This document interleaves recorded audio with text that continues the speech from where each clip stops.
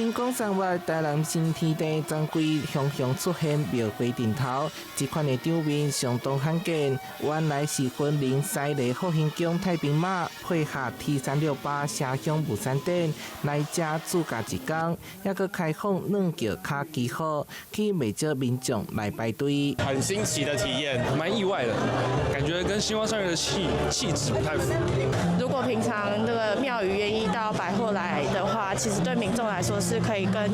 在地信仰再更結合的一個活動。我們希望說把最原汁原味的方式，的信仰模式帶到這個地方。然後我們也是敬拜媽祖，同時也是展示出我們的這個信仰的風俗跟文化。除了媽祖聖駕，現場也配合科櫃推出開青爺甲新童互動活動，只要摕學生證也是准考證，會當換限量文昌筆。也毋過網絡頂懸也出現有關相關歷史的討論，有在地民眾講到過去這個區域是公家，引發各種都市傳傳的聯想。民間口耳相傳，這邊主導門家己會開啦，有陰陽眼小姐看到好兄弟好姐妹，大家不要過度迷信，嘛莫以訛傳訛講什麼好，都是有代志要做，才來自駕，安尼是唔好。民俗專家指出，歷史背景確實是存在，也毋過宗教自駕重點佇咧安定人心，再來祝福。